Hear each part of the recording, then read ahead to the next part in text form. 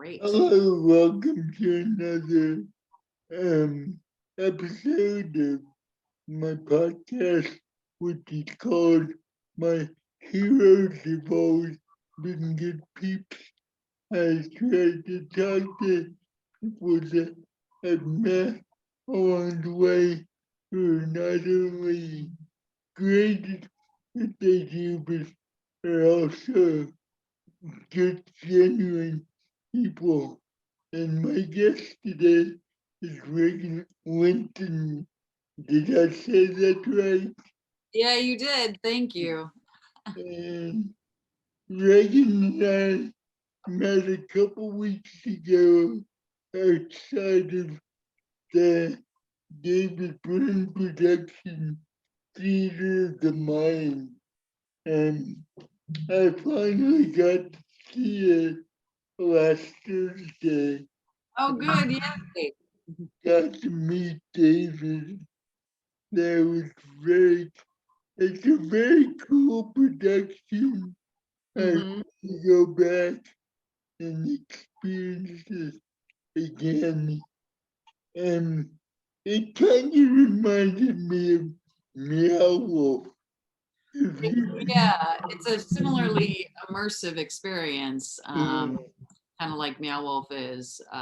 Yeah, but I'm glad you got to go through because we've, you know, intentionally designed it to be really accessible for all different people with all different unique ways of moving through. So right. Now, did you help other than like the accessibility factor? Were you involved in the production?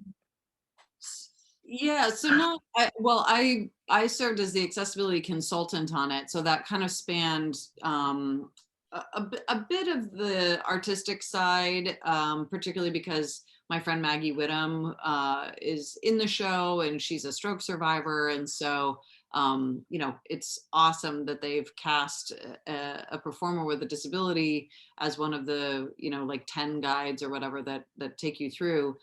So there were some unique adjustments for her that we explored in terms of the actual you know, experience for the actor, as well as a little bit of text that was adjusted to make it more inclusive. And then the bulk of it was really looking at what is the experience of moving through, because it is immersive and you're in a small group of like 16 people that's going through and having these different interactive experiences throughout. So we wanted to make sure that that was going to be accessible for everybody. Yeah, I felt like, there were little minor things that were just to do with someone in a chair, but it wasn't like crazy, because Yeah. sometimes yeah, what drives me nuts about some venues is like Red Rocks, for example. Either you're in the front row or you're in the back row, Right. nothing in between. And I get it that aesthetically and so forth, there's not really a way to around that, but it just, Yeah.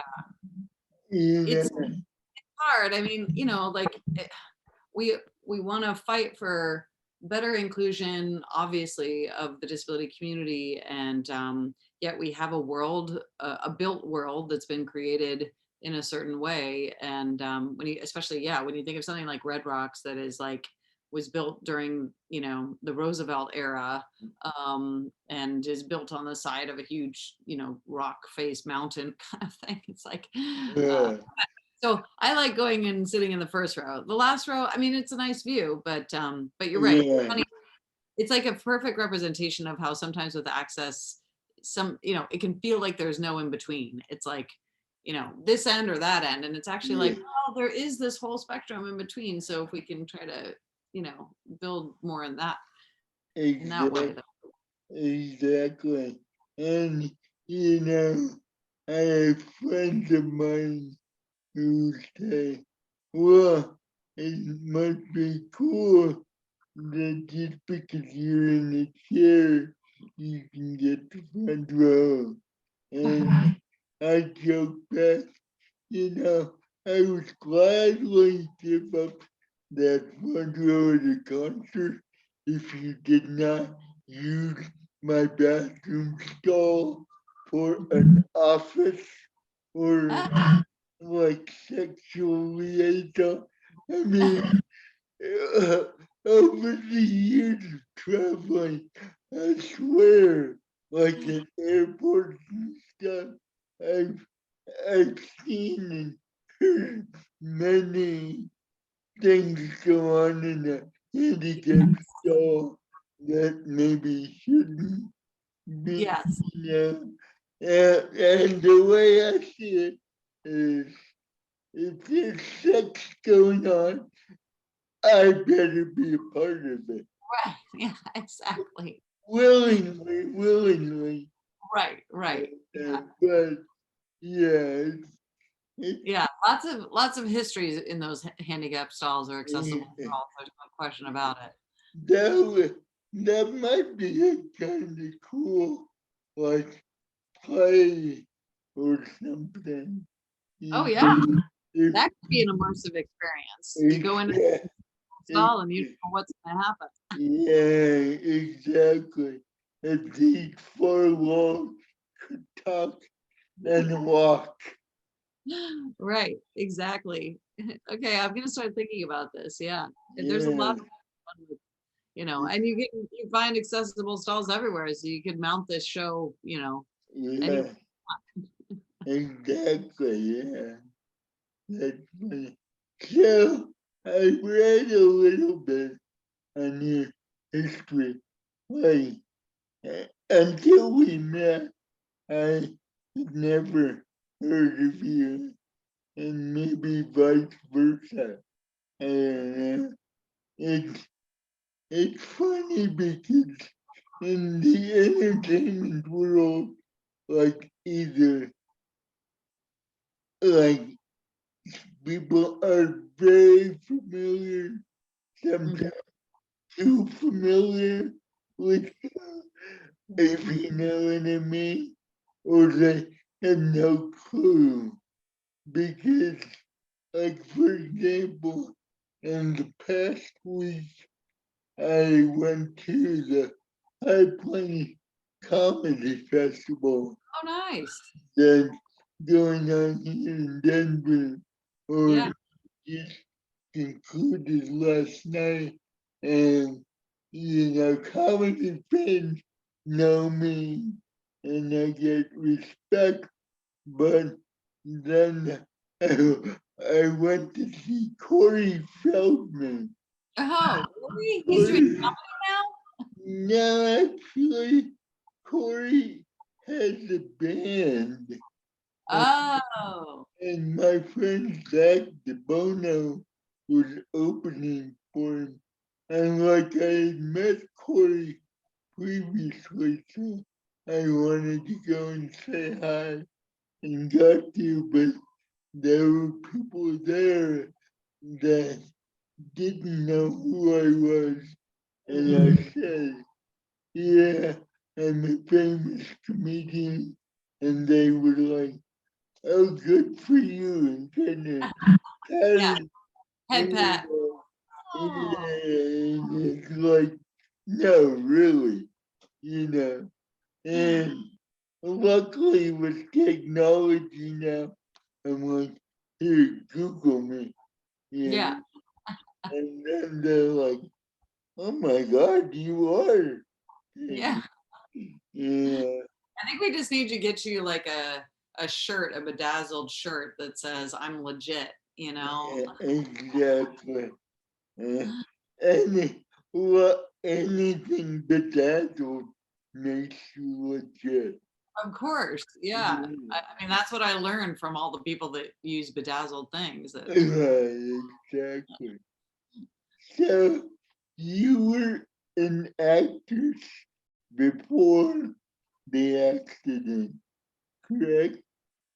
Yeah, I mean, I grew up, I really actually was more of an athlete when I was growing up, I played soccer and softball and went to Denver East High School in Denver, go Angels. And yeah, in high school is really where I started getting involved in doing plays and musicals at the East Theater Department.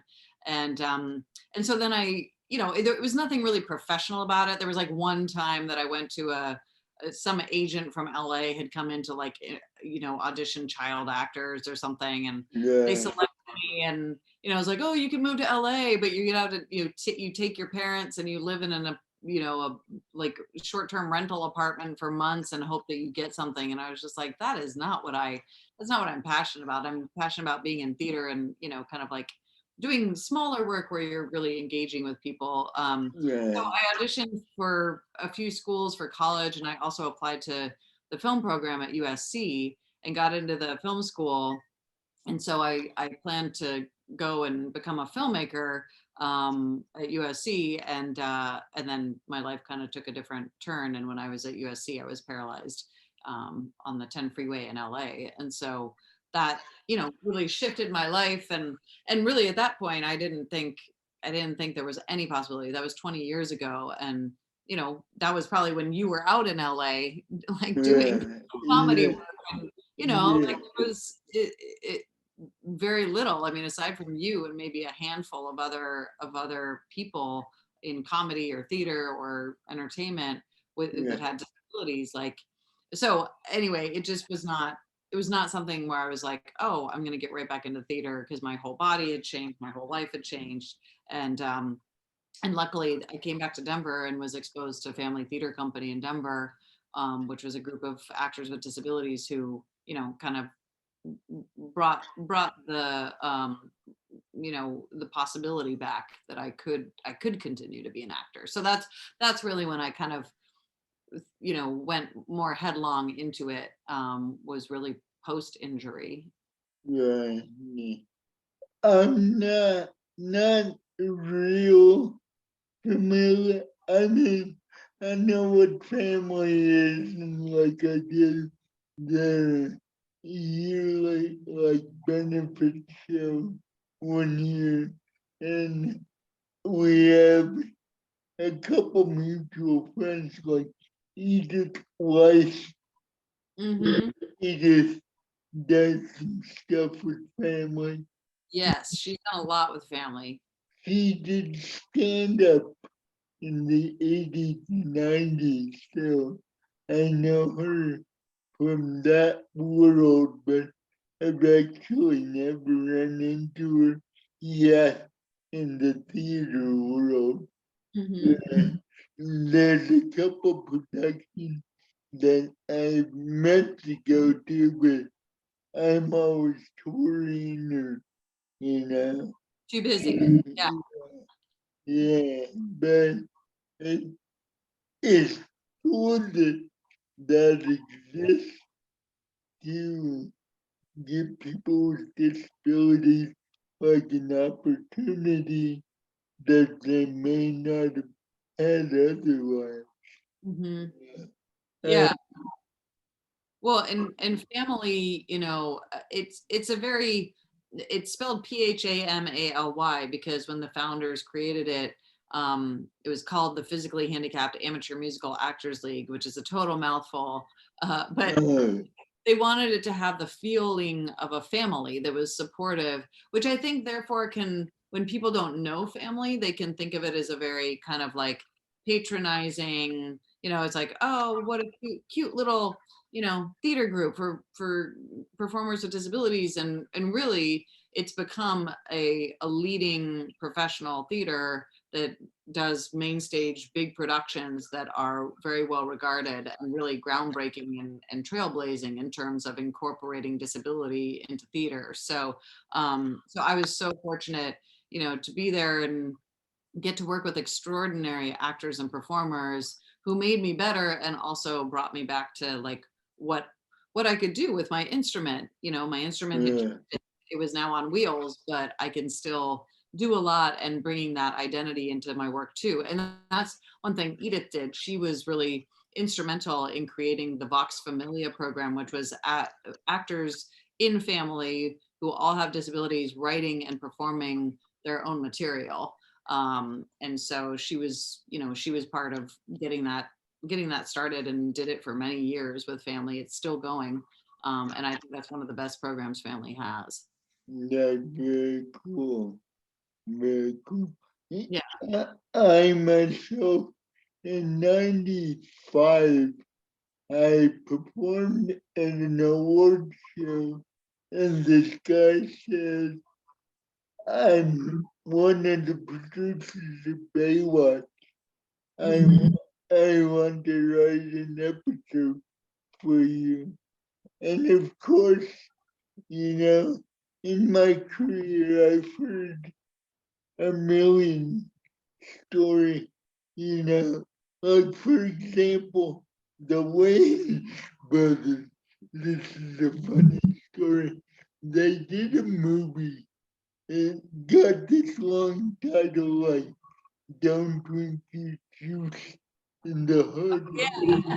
Right? Don't be a menace to society while drinking your juice in the hood. Yeah.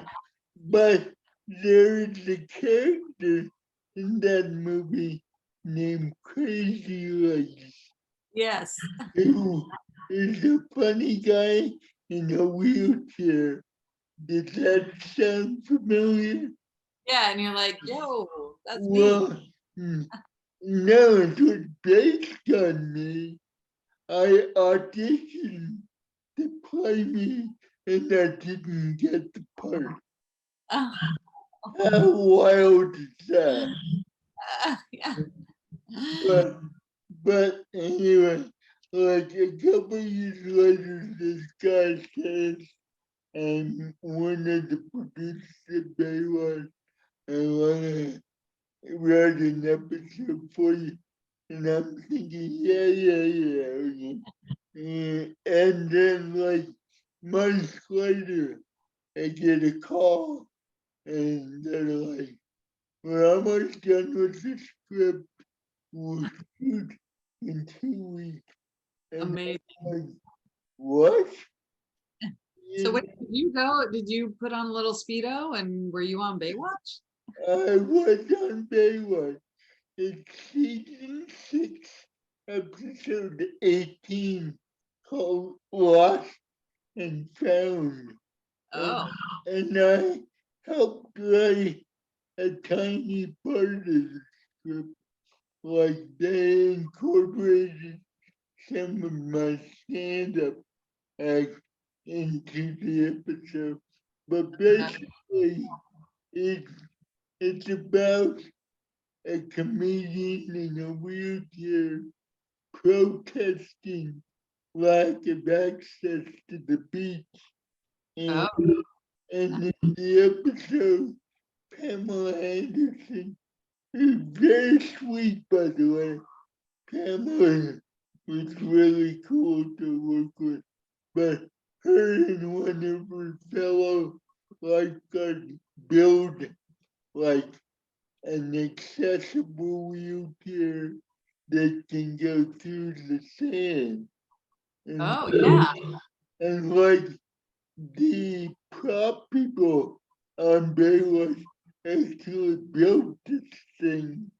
But the cool part about it is since they did that, like some real engineers have come up with the real McCoy. Yeah. Oh, yeah. Now they have, like, down in San Diego, I know they have like power wheelchairs that go on Yeah, the sand. and so it's cool to be like a part of history. And Yeah. And you we never know where it's going to be made on Baywatch. I mean, always I love props people. Props people are the best. They often come up with shit that, like, we should be developing in other places. So, exactly. And what's funny is like my big scene, because I was on throughout the episode, because people, when I say I was on Baywatch, they assume, okay, you had one scene, you really came in. No, they wrote this for me. that's amazing.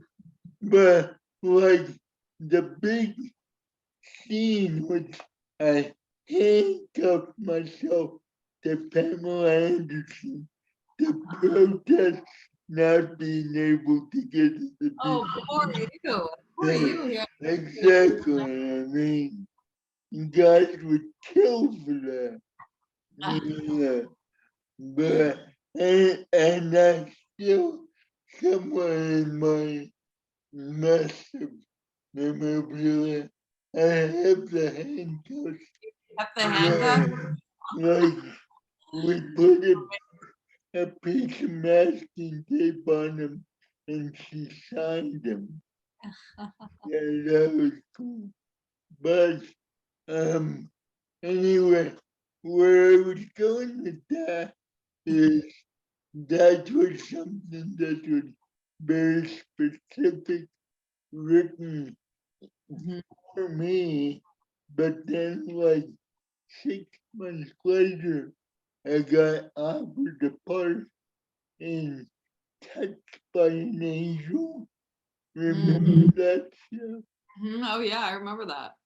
And I turned it down because the character was too much of a attaboy and a poor little Yeah. disabled. And it's like, no, I'm not You're like, doing I want Baywatch and like it.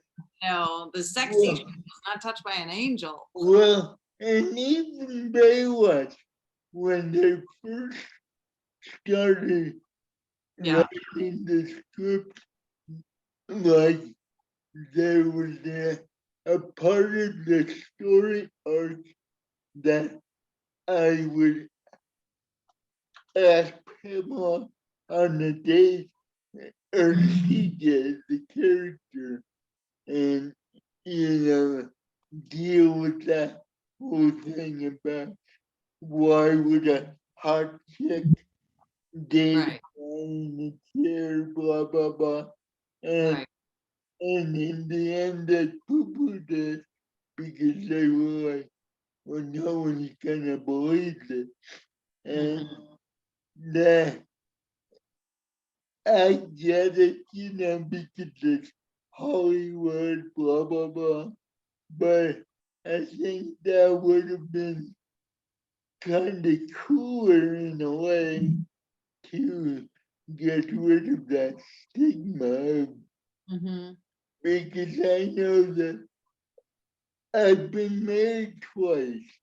I'm divorced, um, but both my wives and girlfriends I've had over the years, people wonder, well, why she with him, you know, and and people really are bold enough to ask, you know.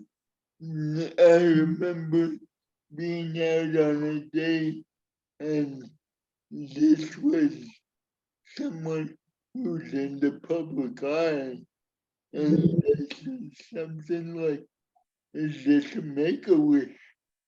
And, Ah, and she was like, well, it's, make a wish dating. yeah, exactly. It's like, no.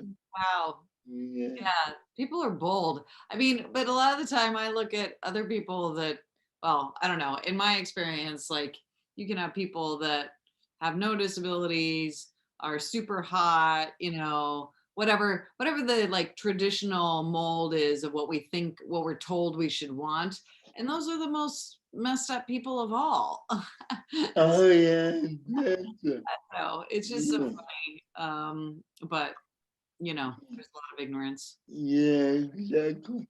And I don't know about you, but I really have to remind myself to pick my battles Yes. Yeah. because not everyone who's ignorant wants to be not ignorant, if that makes any sense. And you can talk up a blue streak and they still won't get it. Yeah. And for example, I'm checking my email this morning. There was a comment on one of my YouTube videos from the old show Evening at the Improv. And the comment was, I only got halfway through the video and it's too cringy for me. And like, I had to watch the clip again because it was like 92 or 93. So I didn't even remember what jokes I did on that Mhm. particular show. But there was nothing cringy. The cringe part came from the viewer who was just uncomfortable that A, I'm in the chair, and B, my speech is Right. not perfect. Yeah. I mean, there's so many people. I have to remember that number one, especially when you're online or on social media, like there are troll people out there who will just say things for no reason. And then, yeah, there are just we still live in a society that was created and, still operates under very ableist principles. And it's amazing to me how people don't know how to deal with difference, or how uncomfortable it still makes people so much when they a disability of different kinds or anything that makes them like uncomfortable about their own vulnerabilities. And again, it's like, okay, great, you deal with your own stuff. Like, I don't have to interact with you. Right, And for that one person who finds it cringy, there are probably 500 people who loved that routine, and that's right. so whatever. And, There are a lot of people in the world, and we don't have to please all of them, and we don't have to engage with all of them. And I just always have to remember that. And I think the people that, you know, I think we gravitate towards and we attract the people that like we're yeah, supposed to spend our time with. And uh, yeah, but yeah, it's just I don't it is sometimes it is just appalling though when you feel like, oh, we've made so much progress, and then there can still be these like very Luddite, kind of simplistic buffoons out there with their oh yeah. I know that like a week ago, and maybe 2 weeks ago, the first time I was going to the theater, the mind preview, I Mhm. didn't make it because the Uber driver refused to take me if I didn't have an attendant with me. And I was like, what are you talking about? I Yeah. travel all over the world. Yeah, yeah, I need you to put the wheelchair in the trunk and get it out there.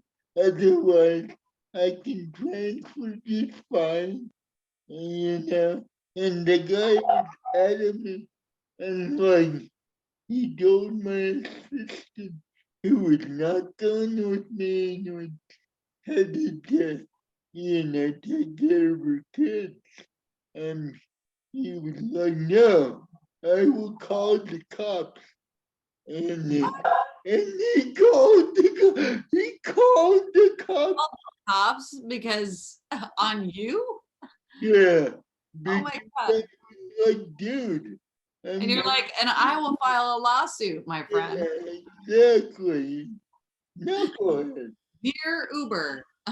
Yeah, and that's still like in the process of getting solved because that I know of, there's no way to designate if you have a mobility device or whatever, and there should be. Oh Yeah, yeah, there should. I mean, because otherwise we just have to be like, we're put in so many situations where we have to charm our way into things that people normally just take for granted, but we have to be like super nice and explain, and just to get a little bit of extra help, like putting our chair into the car, and then you get the cops say. I'm so curious. Yeah, they were like wanted, and they told him like there's nothing we can do.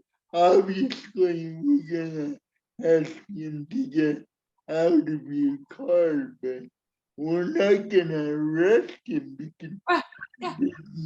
he did nothing wrong. Right?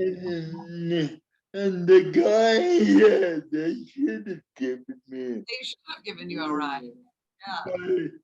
Um, the guy was like, he was trying to make stuff up.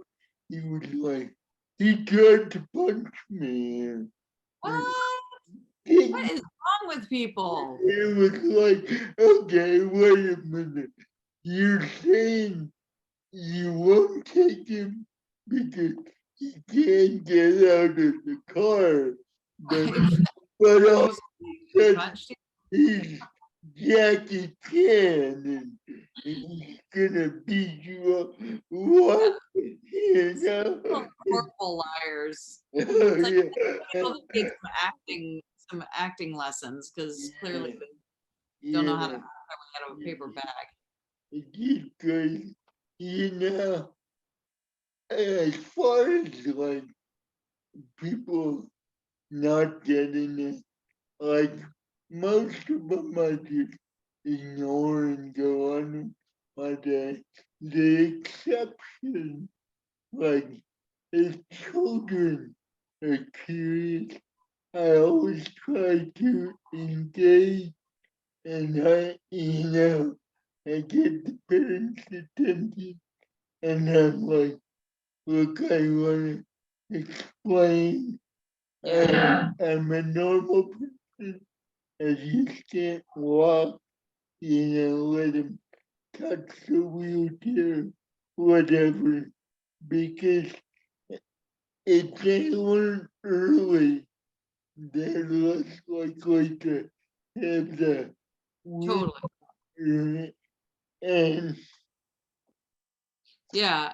Well, and I try to remind myself, like, there's so many different cultures with so many different narratives about, disability. I took a disability, studies course in college, and it's like in some cultures disability was seen as, a touch of the gods, and then in other cultures it's seen as the worst possible thing. It's they used to throw, well, they still do in some places, but like discard babies that had disabilities because it's seen uh, as like a touch of Satan or sin or whatever. yeah, You still have people that are brought up with those types of mindsets, and uh, right, so it is like and I've had that happen actually in New York a few years ago. I went to get I was here for my showcase, my graduate school showcase, my acting showcase, and I was just like, oh, I'll go get my nails done, and I went to this one nail place and was going to get a manicure and a pedicure, which I hardly ever do, but I was like, I'm going to do that.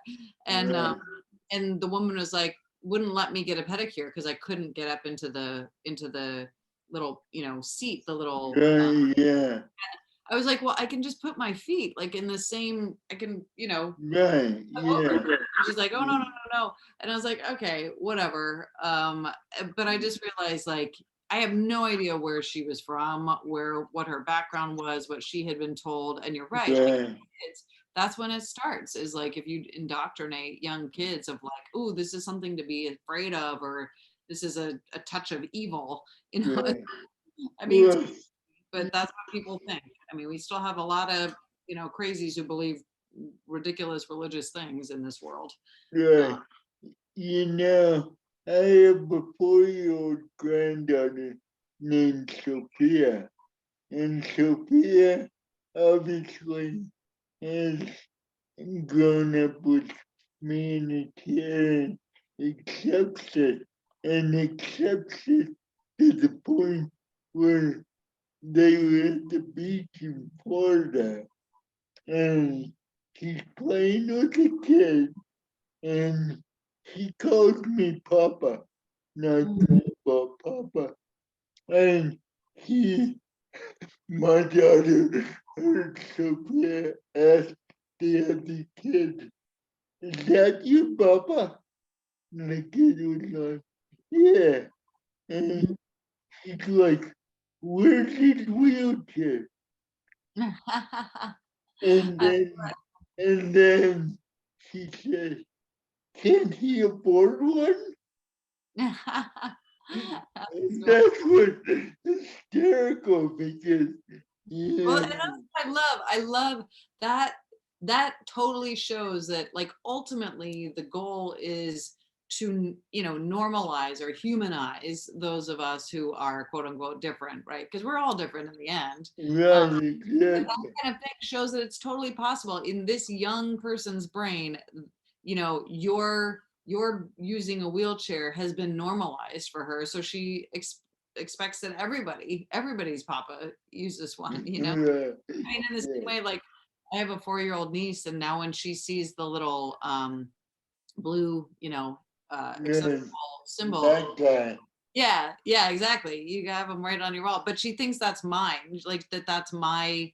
It's like she goes Yeah, around, she's like, "Oh, there's Reagan. It's your sign, your yeah, sign." I'm like, "Yeah." yeah, I mean, it's just I don't know. And you're right. So it's like that's when we can start to shift those perspectives, is in young people, and it is really important. yeah. And other And than that, we can all have our minds shift like that. It's just as we get older, we get more stubborn and we aren't as willing to shift our brains, but we have the capacity. I know exactly. And uh, from what I've read about you, and we also have a mutual friend in Peter Trent. Yeah. Peter's cool, and Yeah. we're working on developing a series together, actually on the disability movement, because my friend Chantal Woodyard was in on the beginning of that here in Denver in the 70s and 80s. It's a really cool project, and I hope it comes to fruition. But Yeah. anyway, yeah, I forget where I going with that, but um, and in talking to Peter and reading about you, I get the sense that like you're not out there to be a disabled actor. You're just an actress who happens to be disabled. Mhm. That's how I am with comedy. You I and I'm lucky that I have been blessed with, the writing talent and the timing and so forth. So that people get, people who get it see me as just a comic. I mean, yes, I am a comic in a wheelchair, but you wouldn't describe Jerry Seinfeld as a comic with black hair. Right. You know, I mean, it's true. Maybe not so much now. It's kind of gray, but Mhm. sorry, Jerry. But you know what I mean. People tend to see the disability first sometimes, and it's funny. I'm a Mexican descent, and I was somewhere down south, and this guy was like, we were having beers back in my drinking days, and he starts telling me this racist Mexican joke, and Mhm. then he dawns on him, oh fuck, Oh. Mexican. Yeah, All he saw was the chair, and he didn't sure. know what is funny. Hmm. Yeah. But uh, I try not to let that stuff bother me. And again, it's like picking your battle. I was made aware of a situation where someone, a wheelchair user, which as a comedian, that's a weird term for me. I mean, I get it, but it's like, as a comedian, it's almost like I'm a wheelchair user and trying to quit and down to one a day, you know. But Yeah, there was a wheelchair user who went into a bar, and that sounds like a joke, like you guys walk into a bar, but it's not. This wheelchair user went into this bar, and they said to the 20 people who were in there to drink, they were like, okay, I gotta say that I'm saying it once. This is why I'm in a wheelchair. And they told their whole story. And people were like, what the fuck? Like, nobody cares. yeah, exactly.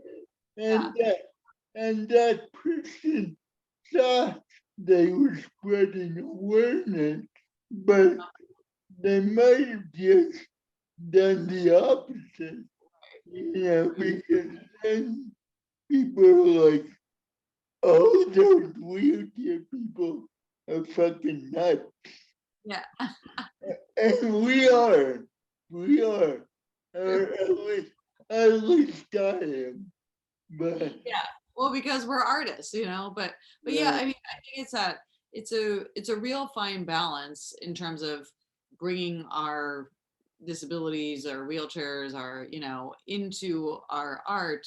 I mean, I guess I think of it as like a yin yang, where like one side of the yin or whatever is my just artistry. I'm an actor, I'm a director, I'm trained in theater. The other side is my disability. So they're always intertwined, and like if the yin yang, like there's a little piece of each in the other.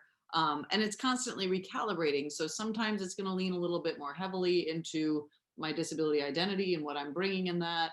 And then sometimes it'll just be purely about like, I'm an actor, I'm here, I'm playing a role. It doesn't really have anything to do with disability.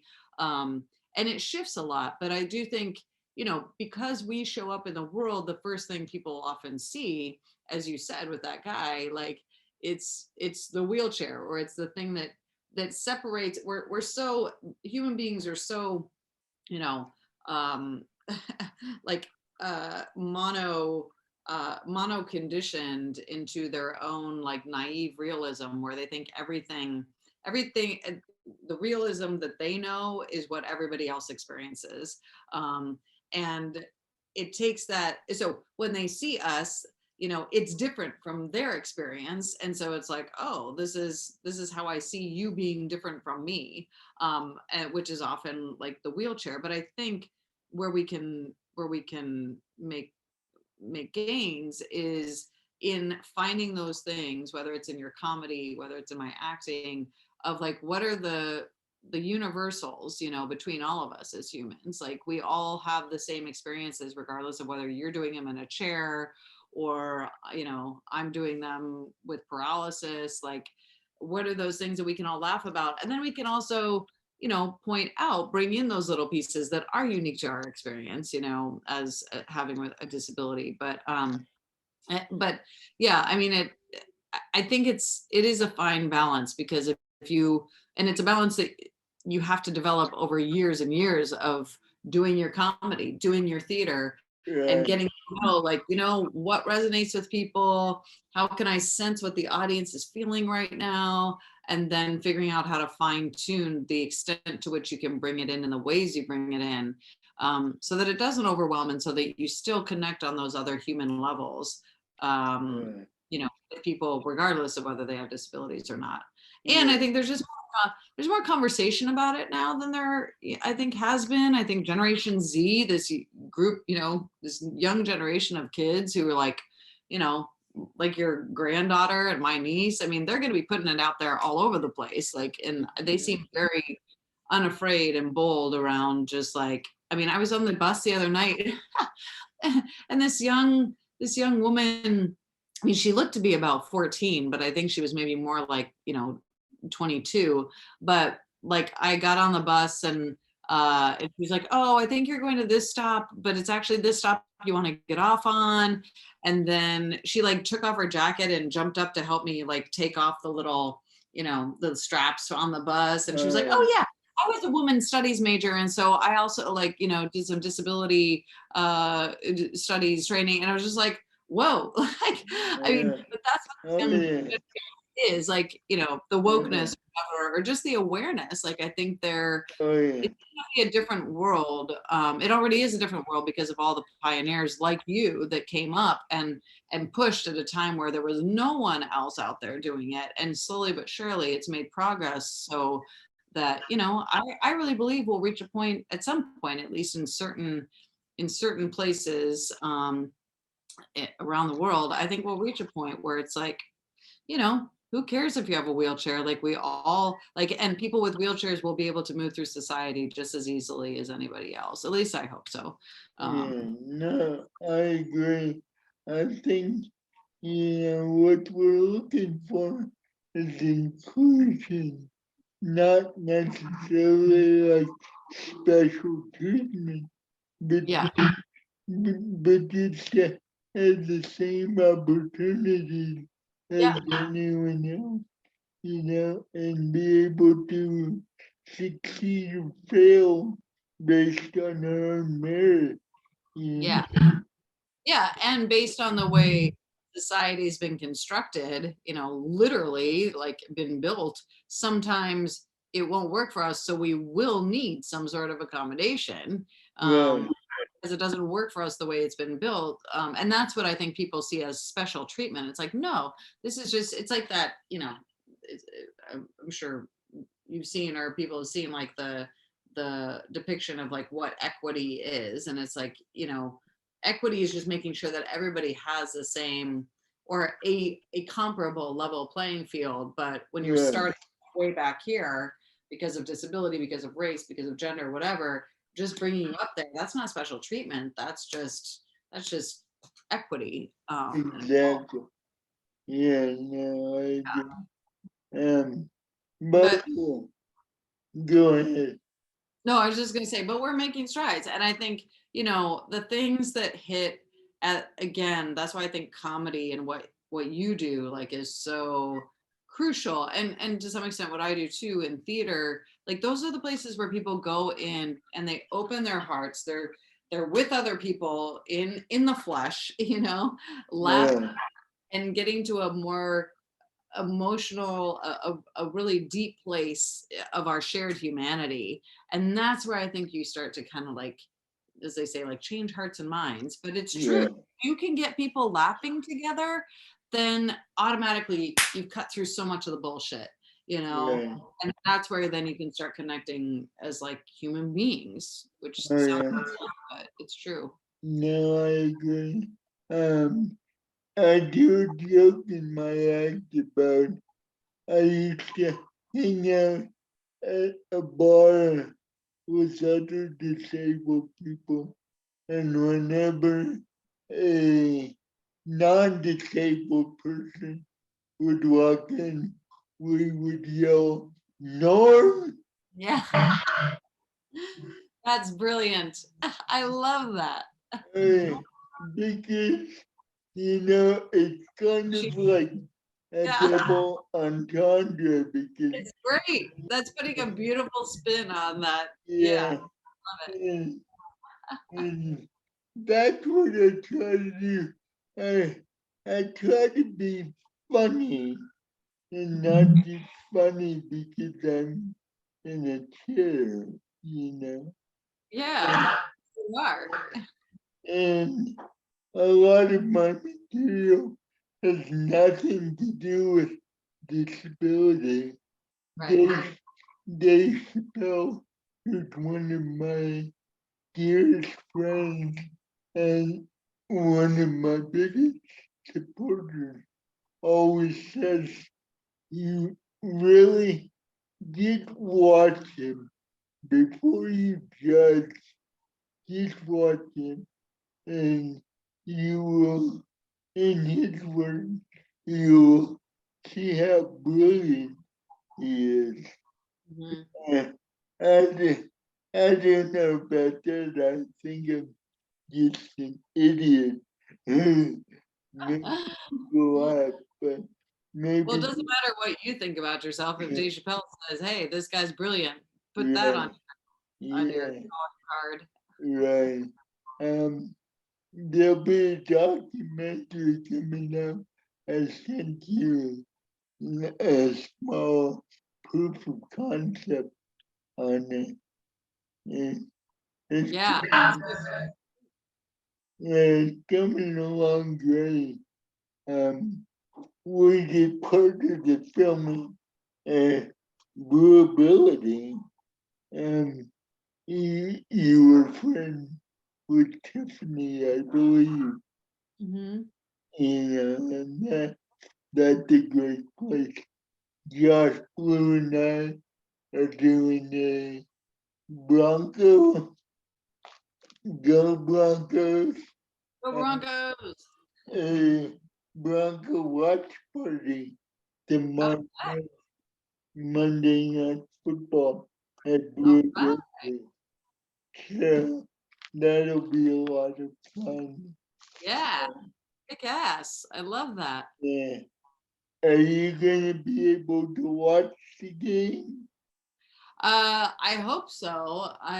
Yeah, I think it's gonna be. I just decided to do fantasy football with my family Uh, for the first time, and I haven't done fantasy football since grad school, so we'll see how it goes. I don't think I wow. make good picks, but but I'm excited to watch the Broncos. I'm excited for the season. Hopefully we'll Yeah, me too. have a season. Having like a new coach, a new quarterback, Yeah. a new owner, and, one joke I'm doing now is, it's the people from Walmart are the majority ownership, which is great for me because I wanna, I want a chance to get a position as rollback. Yeah. I love And yeah, I am gonna try to get out to New York. I'm, I know we've been talking to the Tonight Show about doing an appearance Yeah, sometime in the fall. So that's I will let you, here. You let me know. I will let you know, but even if I don't, I might try to get out there, do some shows, maybe pop in on Howard Stern. Howard's always fun to do. I bet you have a great time on Howard. I can't even And imagine what it's like. the first time I did Howard, like, because he's really a nice guy, and like, that's not his persona Mhm. on air or whatever. And I get it. And that half the battle is to not, get caught up in that. But like the first thing he said in our interview was, "You're a victim of cerebral palsy." And I cut him off and said, "Howard, not a victim. not like I was walking down the alley and cerebral palsy jumped my ass. Right, yeah. Yeah. You're no more afraid of cerebral palsy than he is of like that big curly, Yeah. fro of hair that he used to Yeah. have. But like right from then, he knew that I was a real comedian. And he got along famously ever Okay. since. Um, one last thing, I know that you're up for um a distinction or an award with the little video clip. Yeah, yeah. I was nominated for a Strong Willed Together award with from United Spinal Association for the performing arts, which is very cool. So there's a video out there right now that people can watch on YouTube and then like it. It's only 3 minutes. It doesn't take very long. You can even, I think you can like it before you even watch the entire video. So yeah, and the person or video with the most likes will get the award. So And, um, so it feels like a little bit of a popularity contest, which I'm never yeah, totally into those, but but I love that United Spinal is doing it to highlight people in all these different areas that have kind of made an impact from being in a chair in right. different ways. So yeah, Well, I will share that link in thank the you. comments so that people can watch and like and share and all that good stuff. Yeah, all that good stuff. I appreciate Yeah. that. But thank you for spending some time with me. Thank you, And, Chris. And and I, yeah, have a day. yeah, I look forward to hanging out sometime this fall. Absolutely. Yeah, we'll meet up on the streets of New York. Exactly. And Mean yeah, the main street. We can have Howard Stern as our bodyguard. I love it. Yeah. Yeah, it feels like a good place to put him. Yeah. Okay, well, have a great Sunday. Go Thanks. Broncos. All right, go Broncos. Woo! Okay. Okay. Bye bye. Bye.